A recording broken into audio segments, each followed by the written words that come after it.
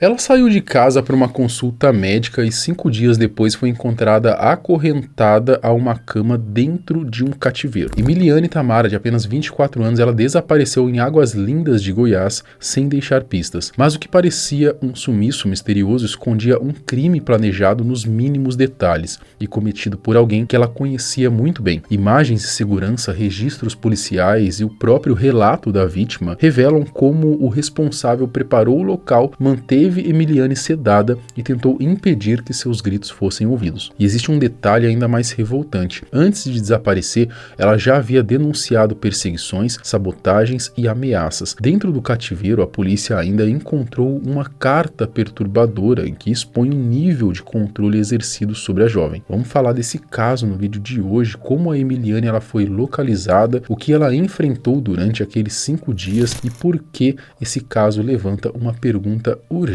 Será que tudo isso poderia ter sido evitado? Eu sou o Marcelo Milos e depois a vinheta eu te conto.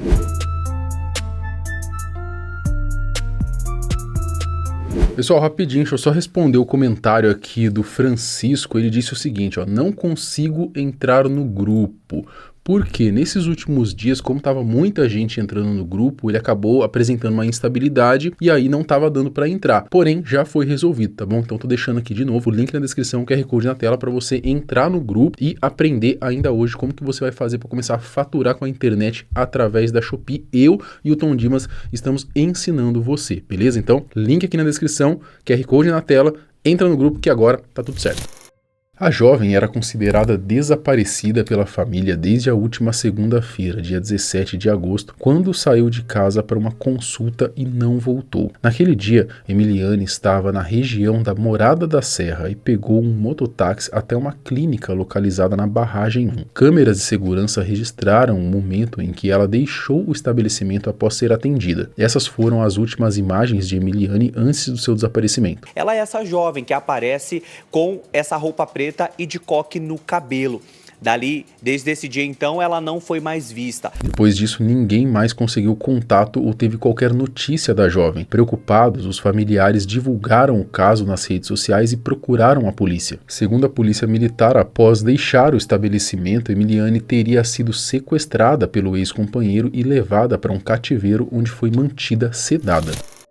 O que Ailton fez não parece ter sido improvisado. Segundo o registro policial, o imóvel havia sido alugado pelo suspeito poucos dias antes. Ele teria planejado o sequestro, preparado o cativeiro e aguardado o momento certo para agir. No local, a Polícia Militar de Goiás encontrou a mulher acorrentada e amarrada com várias cordas. Ela também era obrigada a usar uma máscara no rosto que abafava seus gritos e impedia que os vizinhos ouvissem seus pedidos de socorro.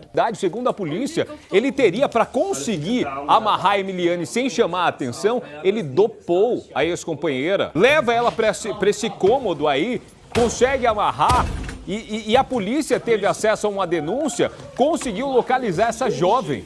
Aí o momento em que os policiais entram, só para vocês entenderem a localização, gente, Águas Lindas de Goiás fica muito próximo ao Distrito Federal, tá? Águas Lindas de Goiás, para você que não lembra a história do caso Lázaro, é a mesma região, gente. A Polícia Civil informou que Ailton confessou ter dopado a ex-companheira com medicamentos antidepressivos antes de levá-la para o cativeiro. Durante 5 dias, Emiliane foi mantida sedada e acorrentada a uma cama sem qualquer possibilidade de fugir ou pedir ajuda. Depois de ser resgatada, a vítima contou à polícia que também teria sido diversas vezes pelo ex-companheiro.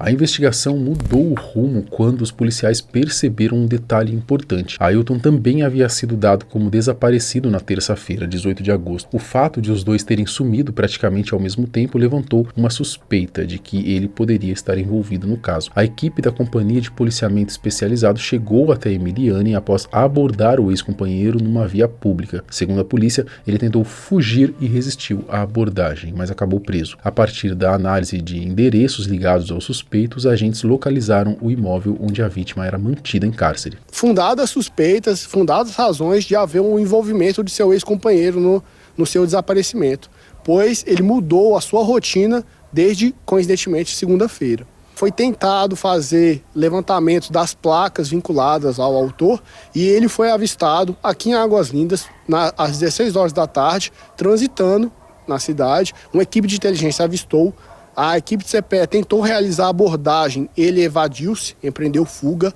resistiu à ação policial, porém logo ele foi contido.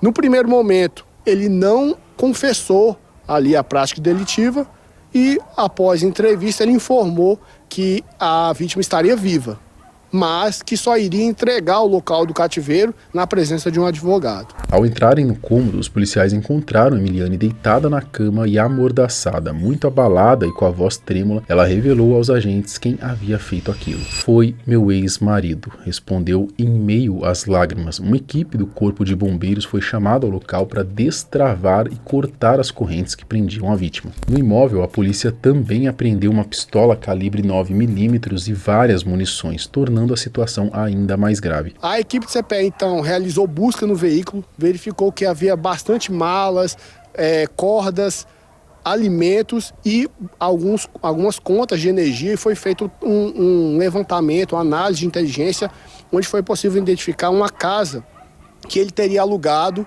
aqui em Águas Lindas já há alguns meses para prática desse fato. Após o resgate, Emiliane foi encaminhada ao Hospital Municipal de Águas Lindas de Goiás, onde recebeu atendimento médico. Um dos detalhes mais perturbadores do caso foi uma carta encontrada pela polícia dentro do cativeiro. Nela, Emiliane manda um oi para a mãe, afirma que está bem e pede para que ela leia tudo com atenção. Abre aspas, não chame a polícia. A mensagem também menciona R$50 mil, o carro da vítima quitado, escritura da casa em seu nome. Um trecho ali dizia: o Ailton vai deixar um valor de 30 a 50 mil para os meninos sobreviverem. O conteúdo da carta mostra o nível de controle e manipulação que Ailton exercia sobre Emiliane, mesmo enquanto ela permanecia presa no cativeiro. Ailton Rodrigues de Souza ele foi preso em flagrante no dia 22 de agosto, teve a prisão convertida em preventiva pela Justiça de Goiás após passar por audiências de custódia. Para o juiz Christian Assis, da 2ª Vara Criminal e da Comarca de Ceres, medidas cautelares não seriam suficientes diante da gravidade dos crimes. Por isso, ele decidiu mantê-lo preso para preservar a integridade física e emocional da vítima. Tá rolando uns vídeos, inclusive, de um criminoso que foi solto pela polícia e estão dizendo que é esse cara, porque parece que o caso é um pouco parecido também, mas não, tá? É um outro caso e a galera tá aproveitando o hype para misturar, e aí estão dizendo que nesse caso aí o criminoso, o ex-marido aí da vítima já estava solto. Mas não, até o momento, tá? Ele não foi solto, não. A defesa solicitou liberdade provisória, mas o pedido foi negado. Ailton deverá responder por sequestro, cárcere privado e porte ilegal de arma de fogo. De acordo com a Polícia Civil, ele confessou ter dopado Emiliane com medicamentos antidepressivos antes de levá-la para o cativeiro. O fato de ter alugado uma casa especificamente para cometer o crime, comprado corrente, algema, corda, uma máscara, além de providenciar sedativos e usar ácido contra a vítima, mostra que nada teria sido impulsivo. Tudo teria sido planejado com antecedência, executado com uma crueldade ainda maior do que as primeiras notícias revelavam. Numa entrevista, Emiliane contou como aquela carta foi escrita. Segundo ela, Ailton lhe deu uma escolha cruel. Assim, ele não é bem que ele obrigou. Ele me deu duas opções. Ele já estava desesperado, porque ele saiu de manhã, cedinho, e eu acho que ele viu que já estava todo alvoroço naquele dia.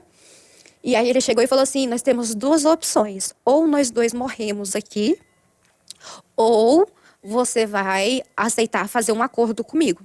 Você vai pegar, eu vou passar a escritura de tudo do que eu perguntou o que eu queria. Eu falei que eu queria a nossa outra casa, o meu carro, eu queria a documentação do meu carro e queria mais um dinheiro em espécie. E ele disse que o advogado teria providenciar tudo isso, só que eu falei, a minha mãe não vai acreditar e não vai abrir portão para estranho nenhum.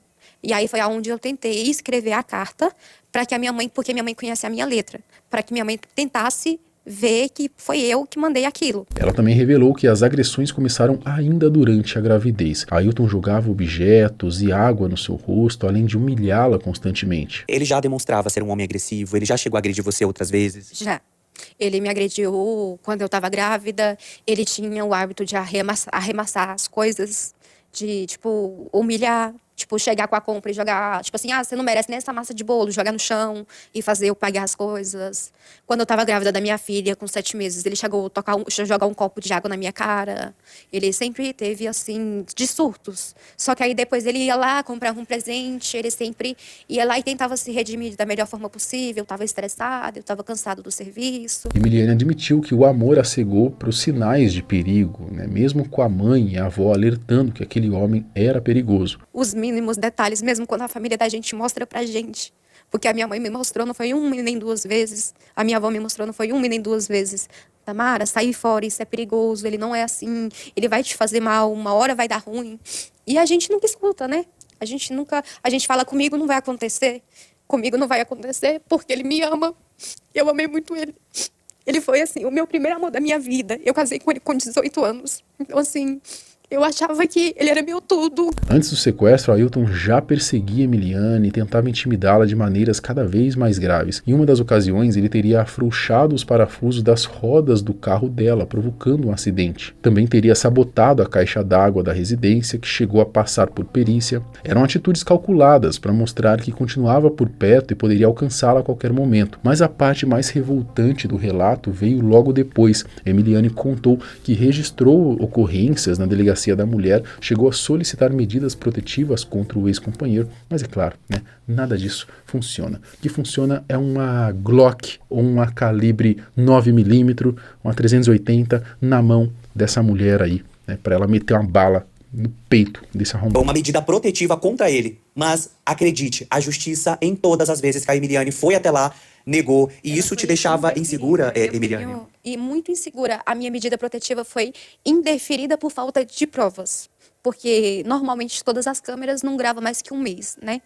E eles simplesmente não vieram buscar porque a demanda é muito grande e não tinha prova, ficou só a minha palavra contra a de ninguém e a minha medida protetiva foi indeferida. Mesmo com ele preso agora, ela ainda sente medo, né? Teme que ele possa contratar outras pessoas para atacá-la mesmo dentro da cadeia. O caso de Emiliane mostra aí que os sinais de perigo já estavam presentes muito antes do sequestro. Havia perseguição, intimidação, sabotagens e pedido de ajuda. Mesmo assim, ela acabou vivendo 5 dias de terror nas mãos do homem que já denunciava. Agora, além da punição ao responsável, é preciso entender se essa tragédia poderia ter sido evitada. Porque adianta uma mulher denunciar se a proteção não chega antes do agressor? E quantas outras ainda precisarão passar pelo pior para que seus pedidos de socorro sejam realmente levados a sério? Enquanto isso, algumas mulheres utilizam a Lei Maria da Penha de forma desonesta, não para buscar proteção, mas simplesmente para intimidar ou prejudicar seus desafetos.